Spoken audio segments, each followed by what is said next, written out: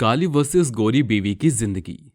अरे क्या बताऊं बहन, मैं तो बिल्कुल भी नहीं चाहती कि मेरे छोटे बेटे की बहू भी मेरी बड़ी बहू की तरह आए, बिल्कुल काली और दिखने में बदसूरत। अब ये तो किस्मत की बात है शकुंतला बहन, जो किस्मत में होता है वही मिलता है। हाँ हाँ, अब तुम भी जले पर नमक डाल लो। बहन, तुम ही तो कहती थी कि तुम अपने बेटों के लिए ऐसी बहू लाओगी कि पूरे मोहल्ले में उनकी खूबसूरती का मुकाबला कोई नहीं कर पाएगा।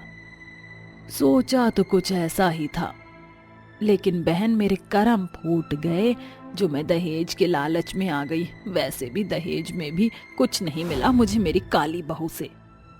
तो नहले पर दहला हो गया शकुंतला बहन। वे दोनों आपस में बातें कर ही रही होती हैं कि तभी वहां भूमिका आ जाती है। माँ जी, ये लीजिए चाय। अरे बहू, तूने चाय में इतनी सारी पत्ती क्यों डाली है? चाय बिल्कुल काली हो गई है, जैसे तेरा रंग काला है। माँ जी, अब गोरे और काले लोगों में इतना फर्क क्यों करती हो? भगवान के बनाए हुए दो ही रंग हैं, एक गोरा और एक काला, और दोनों ही अनमोल रंग हैं माँ जी। हाँ हाँ बहू, जा अब घर का काम कर ले, बहुत देर से भाषण देती जा रही है। भूमिका वहां से चली जाती है, जिसके बाद वो घर के कामों में लग जाती है। अरे शकुंतला, बहुत हो गई बातें। वैसे मेरी नजर में एक लड़की है जिसकी जोड़ी तेरे छोटे बेटे के साथ बहुत अच्छी लगेगी। अच्छा, अगर ऐसी बात है मर्जानिया, तो पहले क्यों नहीं बताया? जल्दी बता, वो सुंदर लड़की आखिर कौन है? अरे उसका नाम गरिमा है और बहुत खूबसूरत भी है। ठीक है बहन, तो तू जल्दी से जा और मेरे बेटे के रिश्ते की बात उस सुंदर लड़की से चला। जितनी जल्दी हो, मैं तो अपने बेटे की शादी करना चाहती हूँ। माला शकुंतला की बात सुनकर अपने घर जाने के लिए निकल जाती है, जिसके कुछ ही दिनों बाद नूपुर का रिश्ता गरिमा से हो जाता है। शादी के बाद शकुंतला गरिमा का गृह प्रवेश करती है। अरे आओ बहू, अंदर आओ, तुम्हारे जैसी खूबसूरत बहू का स्वागत है घर में। गरिमा चावल का कलश पैर से लुढ़का के अंदर आ जाती है, जिसके बाद शकुंतला अपने गले से हीरो का हार उतारती है और गरिमा को देते हुए कहती है, ये ले बहू, ये हमारा खानदानी हार है।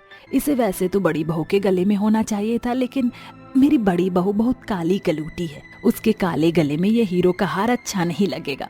इस हार को तो तुम्हारे जैसी सुंदर और गोरी गले की शोभा बढ़ाने में ही काम आना चाहिए। ओह गॉड, मेरी सास कितनी प्यारी है, मुझे तो यकीन ही नहीं होता। इस हीरे के हार को देने के लिए बहुत शुक्रिया सासू माँ जी। ऐसा कहकर वो अपने कमरे में चली जाती है। वहीं दूसरी तरफ भूमिका को बहुत बुरा महसूस होता है, जिसके चलते वो अपने मन ही मन सोचती है, आखिरी बार मैंने माँ जी से ये हार मांगा था, लेकिन माँ जी ने मुझे अपना ये हार नहीं दिया था। तभी शकुंतला उसके पास आती है। अरे बहू, तू ये क्या कर रही है? अरे किसी ने भी कुछ नहीं खाया है, कुछ खाने के लिए ही बना ले। कहीं तो हमारे मेहमानों को भूखा भेजने के बारे में तो नहीं सोच रही? नहीं माँ जी, ऐसी बात नहीं है, आप गलत सोच रही हो। मैं अभी सबके लिए कुछ खाने के लिए बना देती हूँ। भूमिका ऐसा कहकर रसोई में चली जाती है, जिसके बाद वो सबके लिए खाना बनाती है और उन्हें खाने के लिए भी दे देती है। लेकिन नूपुर खाना नहीं खाता और वो अपनी भाभी से कहता है, भाभी जी, मुझे आप मेरा खाना प्लेट में दे दीजिए, क्योंकि मैं अपनी पत्नी गरिमा के साथ खाना कमरे में ही खाऊंगा। भूमिका खाने की प्लेट में खाना डालकर नूपुर को दे देती है, जिसके बाद नूपुर खाना लेकर अपने कमरे में चला जाता है। वहीं दूसरी तरफ बेचारी भूमिका सबको खाना खिलाने के बाद आखिरी में अकेली रह जाती है। सबने खाना खा लिया है, बस मैं रह गई। भूमिका अपना खाना लेकर अपने कमरे की तरफ जा रही होती है, तभी उसकी नजर नूपुर के कमरे की तरफ जाती है। उसके कमरे का थोड़ा सा दरवाजा खुला होता है। अरे बेबी, तुमने तो कुछ खाया ही नहीं, ये लो खाना खा लो, उसके बाद हम अपनी सुहागरात भी मनाएंगे। डार्लिंग, पहले तुम मेरे पैर दबाओ, मुझे मेरे पैरों में दर्द हो रहा है। अरे हाँ हाँ, क्यों नहीं। भूमिका को यह सब देखकर बहुत अच्छा लगता है।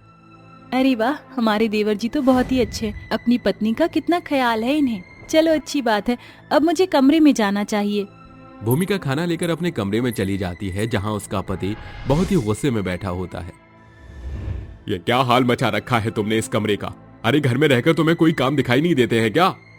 ऐसा कहकर वो उसके बाल पकड़ लेता है, जिसकी वजह से उसके हाथों से खाने की थाली भी गिर जाती है। अजी छोड़ दीजिए मेरे बाल, मुझे बहुत दर्द हो रहा है। मैं बाकी के कामों में बिजी थी, इसलिए अपने कमरे की सफाई नहीं कर पाई। अभी के अभी पूरा का पूरा कमरा मुझे साफ चाहिए। पता नहीं तुम्हारी जैसी काली कलूठी लड़की की शादी मुझसे कैसे हो गई। मैं पूरा कमरा साफ कर दूंगी, लेकिन आप मेरे बाल छोड़ दीजिए।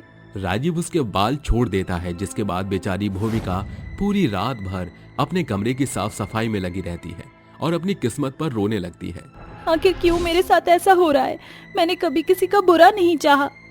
अगले दिन जैसे ही सवेरा होता है, उसकी सास गरिमा की बहुत तारीफ करती है और भूमिका को नजरअंदाज करती है, जिसकी वजह से भूमिका को और भी बुरा लगता है। धीरे धीरे काफी समय निकल जाता है, जिसकी वजह से दिन प्रतिदिन गरिमा बहुत घमंडी हो जाती है। एक दिन वो अपनी सहेलियों को अपने घर बुलाती है और उनके साथ शराब पीने लगती है। अरे, जितनी भी पी लूं उतनी ही कम लगती है। तभी वहां पर भूमिका आ जाती है। अरे गरिमा, ये क्या हालत बना रखी है तुमने? बस करो, और कितनी शराब पियोगी? दूर रहो, मुझे छूने की कोशिश मत करना अपने इन काले हाथों से। हो गॉड, तुम काली कलूटी उसे अकेला क्यों नहीं छोड़ देती हो? इसकी शक्ल देखते ही उल्टी करने का मन कर रहा है मेरा। जब ये सब शकुंतला देखती है तो उसे बहुत बुरा महसूस होता है। अरे गरिमा बहू, तुमने अपनी ये क्या हालत बना रखी है? ओहो, हमारी पार्टी खराब करने ये बूढ़ी औरत भी यहाँ आ गई। चली जाओ यहाँ से। शकुंतला की आंखों में आंसू आ जाते हैं। माँ जी, आप रोइए मत, सब कुछ ठीक हो जाएगा।